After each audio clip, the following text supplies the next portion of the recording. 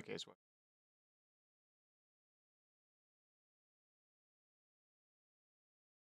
What I got?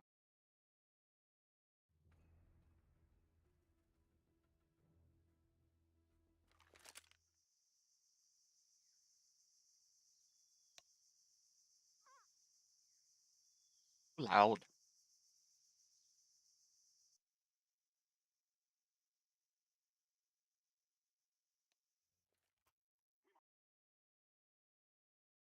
It's actually recording Counter Strike.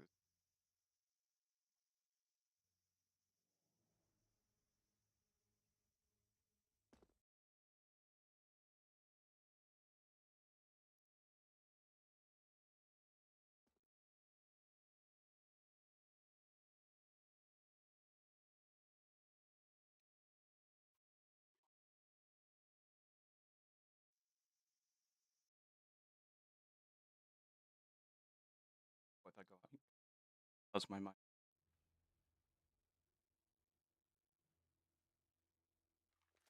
Mic. Check the mic. 1, 2. Mic. Loud. Oh, it was already okay. Okay. It's actually recording Counter Strike.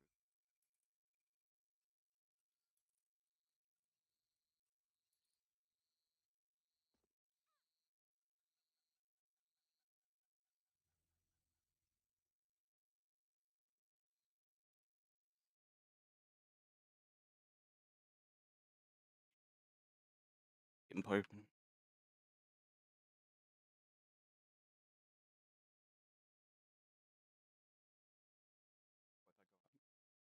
What I got?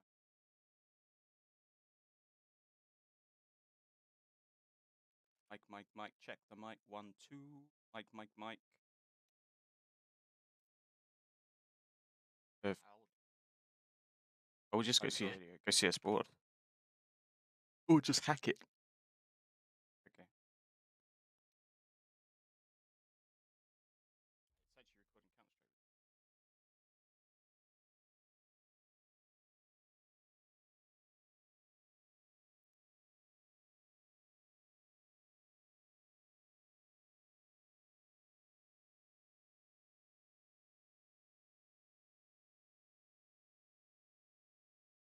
actually recording Counter Strike. Info open.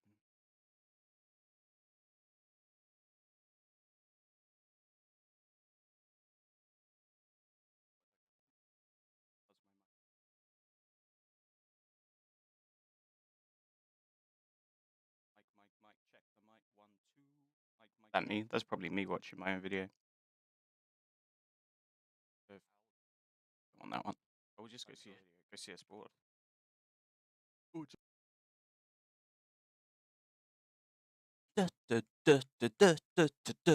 pretending this is the intro. Papa. Hey dudes. Can't believe you're watching it. Thanks for watching it. I meant to do this a while ago, but I didn't. My camera still runs on a battery, and I didn't do it up. What happened the other week?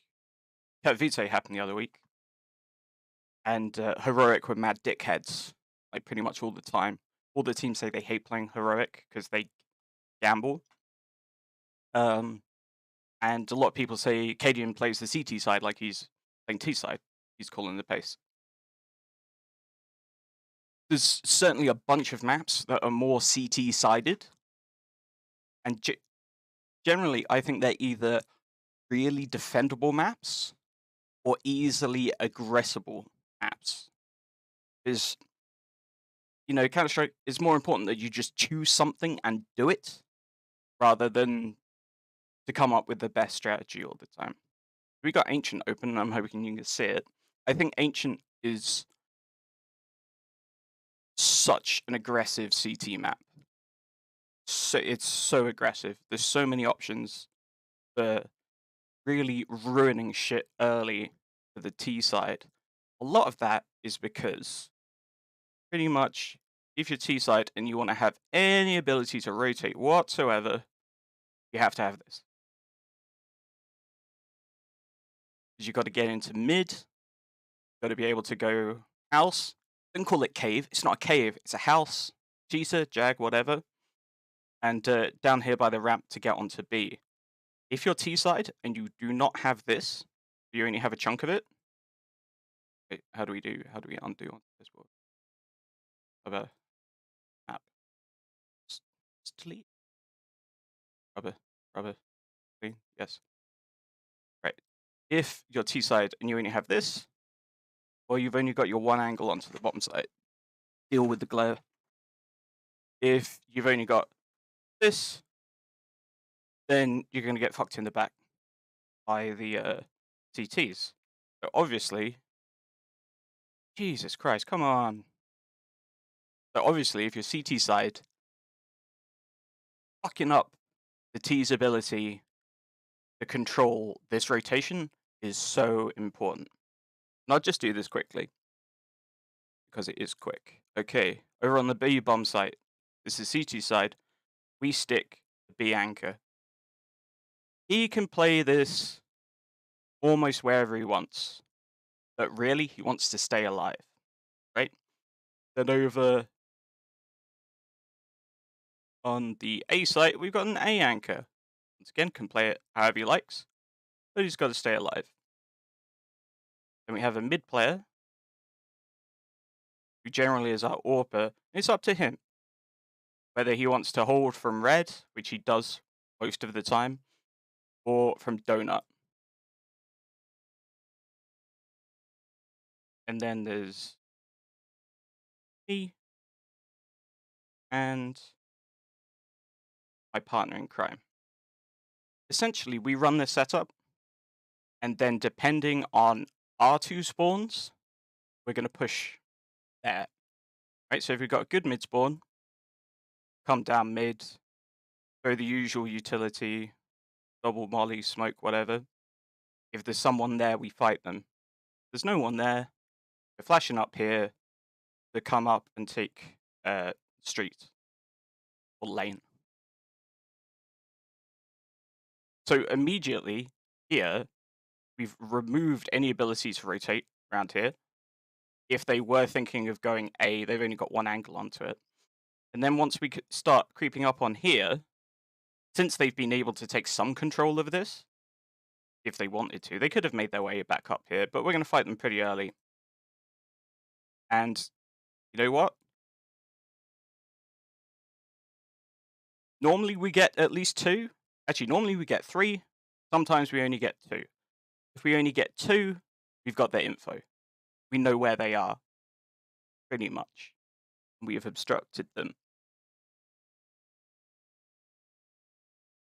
If we get the B spawn, we throw those mollies.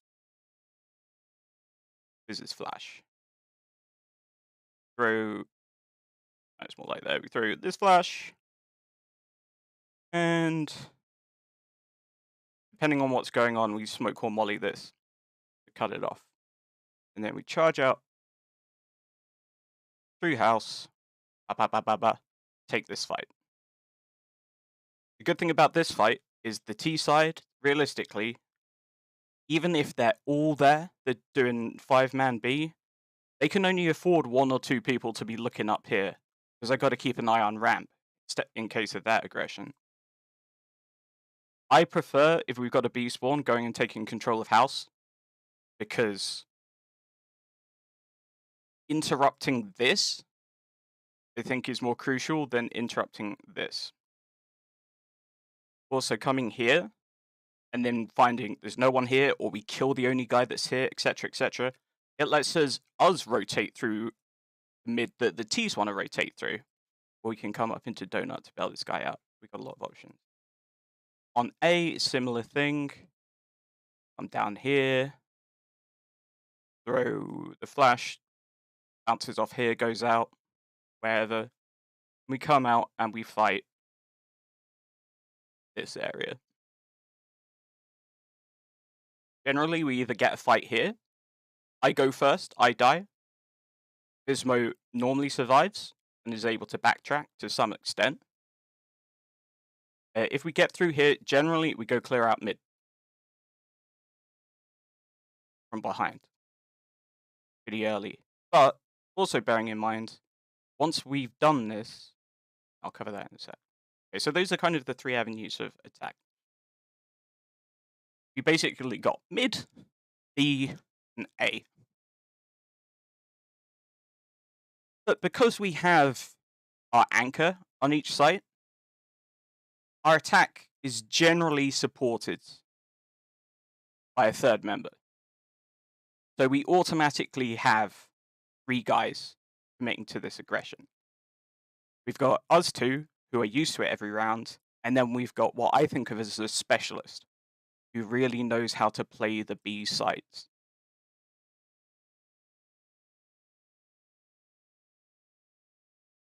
Because we are so fluid in where we're able to put our aggression, we can go out donut, we can go out ramp, sorry, I mean red, we can go out A long, we can go out house, we can go out T ramp. Because we're so fluid, and we're essentially doing it spawn based, pretty much impossible for the other team to predict what it is that we're doing. Eventually, they all cotton on to the fact that you are playing aggressive. This is what you're doing. So if they find, I don't know, okay, there's two guys pushing A long, that means there can only be one on B. And they figure that out, then your guy just has to stay alive long enough for you to retake. I don't mind retaking. I don't mind planting the bomb and retaking. Because we're already so developed as CT, retaking, we always have a pincer. Like the T's with their 5-on-5 retake even, they're never going to get the chance to face 5 of them on 5 of us in one place. So we can choose where the pressure comes from. We also get to clear out the rest of the map.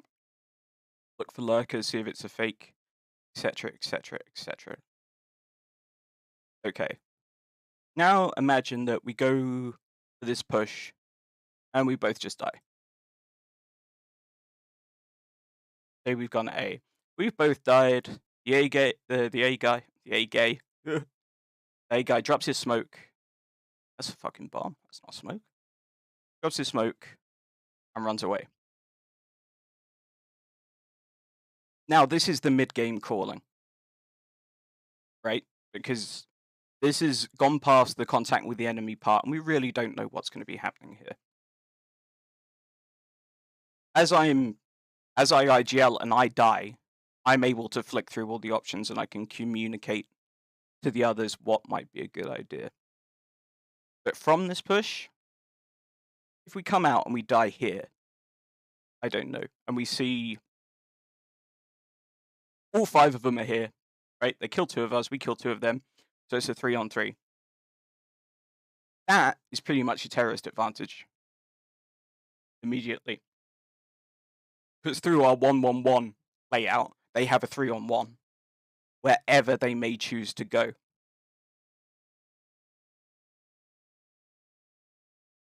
So that's the downside of CT aggression.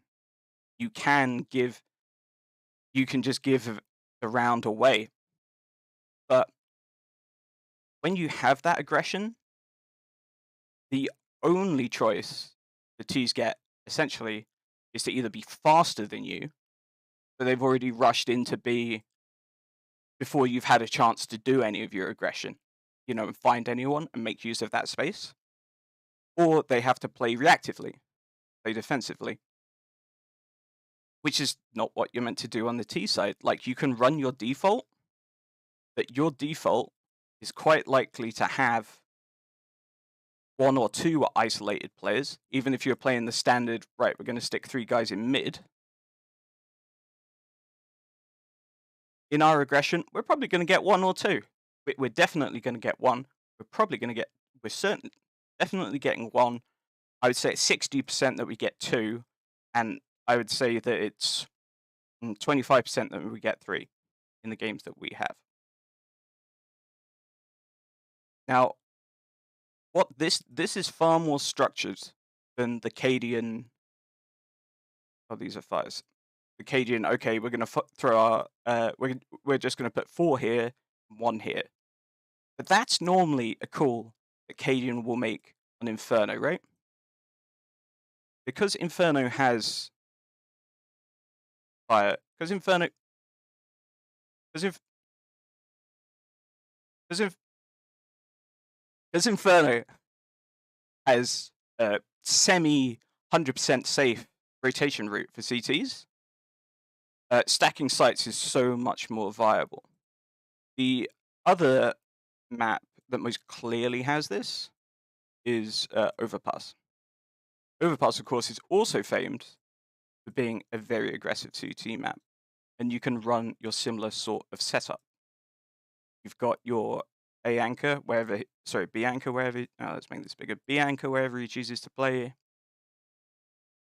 You've got your A anchor, who's either going to play passive if you're not there or participate with you.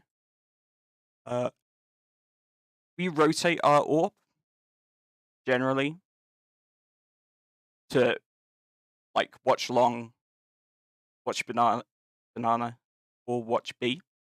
So generally that they won't know where the AWP is. And our AWPer is a passive AWPer. Frankly, he's not particularly aggressive. So we're able to leave him behind like that to cover angles. And then me and my fellow dickheads are free to push somewhere. I'm going to go play that game in a second, but I'm going to keep talking about this first. Right?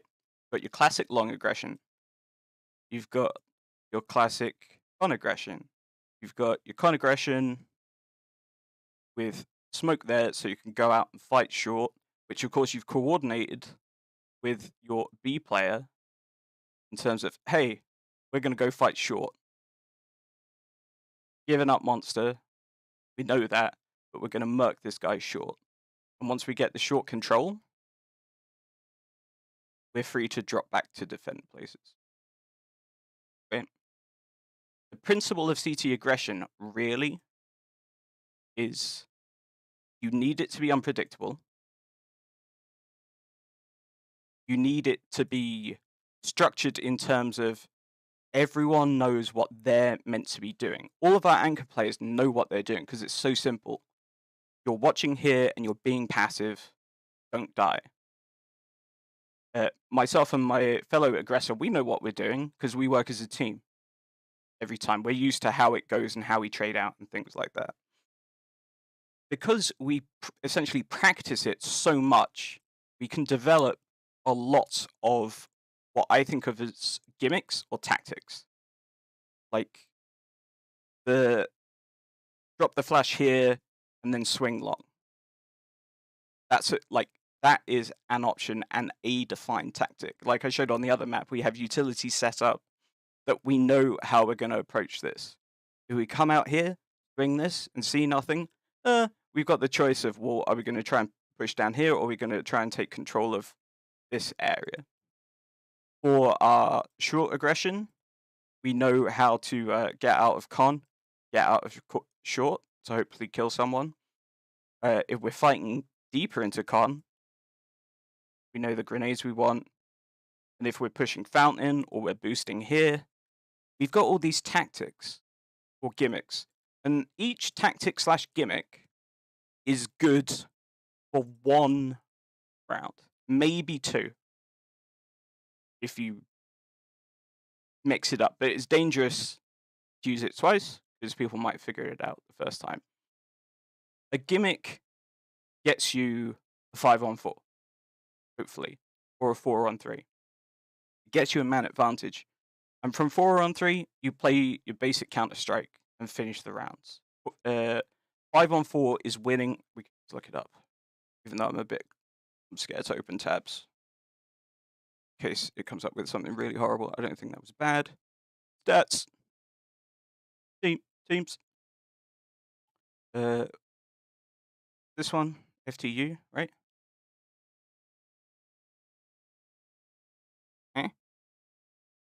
Please, HLTV. Doing this live HLTV, don't let me down.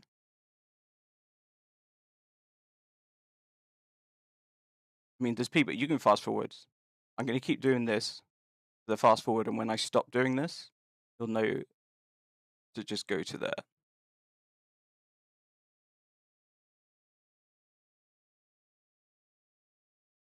Cool, cool, cool. That's normal. Okay, 5v4. What's this? All matches, all time, all rankings. Yeah, we can go all matches. We'll go last 12 months. Son of a bitch. Okay, we're not doing it. Go back. I can't even talk about how they were mostly in the 70s. Right, 5-on-4s are mostly in the 70s, right? Man advantage is the most powerful thing. TT aggression is about gaining man advantage and forcing the Ts to play passively or reactively. Because Ts have time pressure without the bomb planted, they don't want to be passive or responsive. I know a lot of good teams have played that way, but in my opinion, on T side, that's the way that you play because you've got yourself into a bad situation. Not because you wanted to get into it. T side, the more passive you are, the more you are relying on the fact that the CT side is going to make a mistake. It's like counter punching in MMA or boxing, right? Who's really good at it? Israel Adesanya is an insane kickboxer. Certainly a lot higher quality kickboxer than most of the other MMA fighters. He can play a counterpunch game because he knows he can duck you and he knows he can get in on you afterwards. He knows that if he takes the initiative, he's going to expose himself to retaliation. So for him, his skill is so high, it's worthwhile for him to wait until you make the mistake, right? Assuming equal skill, do you want to take the risk that the punch is coming at you and you're going to be able to dodge it and then do your thing? Or do you want to throw your punch first? I want to throw my punch first. Always. I only want to react if my punch misses. Right, that's pretty much all I have to say. CT aggression's pretty good. Thanks for listening. Fuck shit, damn ass cunt. Don't put ads on this video.